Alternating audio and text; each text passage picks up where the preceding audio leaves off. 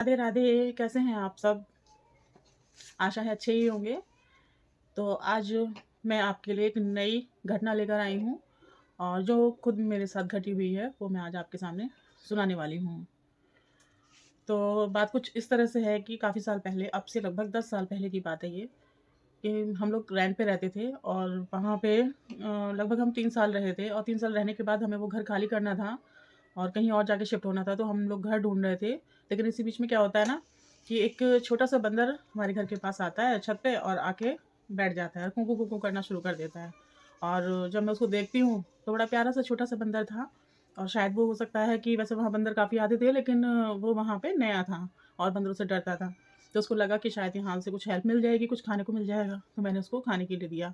तो वो मुझसे थोड़ा-सा, कहते हैं ना कि लगाव-सा हो जाना, तो इस तरह से उसको मुझसे थोड़ा लगाव हो गया था। तो उसने फिर दोपहर में आना शुरू किया, शाम को आना शुरू किया, तीनों टाइम आता और खाना खाता और चला जाता।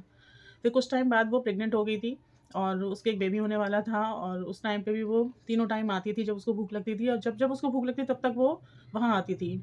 और एक सबसे बड़ी ताज्जुब की बात मैं बताऊँ, उस टाइम मैं भी प्रेग्नेंट थी और मतलब उस टाइम पे कहते हैं ना कि बड़े लोग कि ऐसे में ऐसी चीज़ें नहीं देखनी चाहिए, इनका गलत प्रभाव पड़ता है। तो कुछ इस तरह से मेरे साथ भी होता था। मेरी सासू माँ मुझे बोलती थी कि तू ज़्यादा इस तरह की चीज़ें मत देखा कर, इसका भी बच्चे पे इफ़ेक्ट पड़ेगा। लेकिन मैं इन चीज़ों को ज़्यादा नहीं मानती, मैं ईश्वर को ज़्यादा विश्वास रखती हूँ कि जो ईश्वर हैं बस वही हैं सब कुछ, जो उन्होंने तय कर दिया है बस वही होना है। ठीक है? तो मैं उसको तीनों टाइम खाना देती थी और फिर क्या हुआ था कि क्योंकि वो प्रेग्नेंट थी तो उसको भूख बहुत ज़्यादा लगती थी। तो जब-जब उसको भूख लगती थी तब-तब वो मेरे पास आती और गेट के पास बैठ जाती थी। जाली का गेट था तो वहाँ बैठ के और झाँकती, दोनों हाथ इस तरह से रखती और झाँकती और बस कूँ, कूँ खाने को दे दो। तो मेरे पास जो भी होता था मैं हमेशा उसके लिए एक्स्ट्रा ही बना के रखती थी और हमेशा उसको खाने के लिए देती थी। वो मुझसे बहुत ज़्यादा प्यार करने लग गई थी। तो इतना था कि वो रात को सो भी वहीं जाती थी। फिर कुछ टाइम बाद हमें घर मिला, हम लोग वहाँ शिफ्ट हो गए। तो हम लोग भी अपने काम की उलझनों में भूल गए थे कि अरे हमने वहाँ पे मुझसे बंदर छूटा है।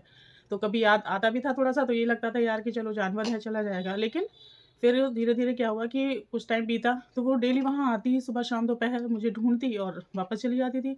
फिर पता चला कि नीचे जो भैया-भाभी रहते हैं, तो उन्हें लगा कि ऊपर कोई है जो आवाज़ निकाल के मतलब बुलाता है, हमें ढूँढता है। तो उन लोगों ने जाके देखा, तो देखा कि बंदर है, तो उन्होंने कहा खाना-वाना दिया, तो उसने नहीं खाया और चला गया। फिर वो दोबारा आया, फिर कुँ-कुँ करे, फिर वो उन्होंने खाना दिया, फिर नहीं खाया। ऐसे ही वो पूरा दिन यही था उसका, तो ऐसे ही उसको लगभग-लगभग 1 महीना निकल गया। तो उन्होंने सोचा कि शायद हो सकता है कि क्या बात है, उन्होंने हमें फ़ोन किया कि भाभी ऐसे-ऐसे यहाँ पे एक छोटा-सा बंदर आता है अपने बच्चे के साथ और हम लोग खाना देते हैं तो नहीं खाता, वैसे आता है, कुँ-कुँ करता है और चला जाता है। तो कैसे करें?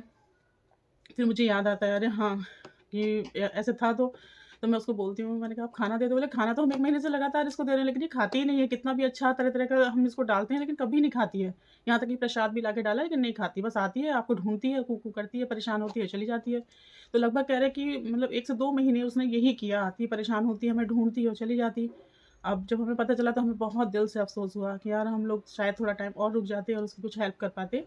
तो ये मेरी लाइफ़ की सबसे सच्ची घटना है और हकीकत बताऊँ मैं आपको कि तब से ही मैं वैसे तो बचपन से ही बहुत ज़्यादा ईश्वर पर विश्वास रखती हूँ, ईश्वर में भक्ति रखती हूँ अपनी और बचपन से ही बहुत ज़्यादा पूजा-पाठ करती हूँ। लेकिन जब से वो मेरी लाइफ़ में वो बंदर का बच्चा आया था और मैंने उसकी इस तरह से सेवा की, तो उसके बाद से मेरा हनुमान जी, श्री राम जी के ऊपर इतना विश्वास हो गया था कि अपने आप ही नेचुरली ही मतलब मेरा मन पहले मैं बचपन में माता को बहुत मानती थी, दुर्गे माता जी जो हमारी होती हैं।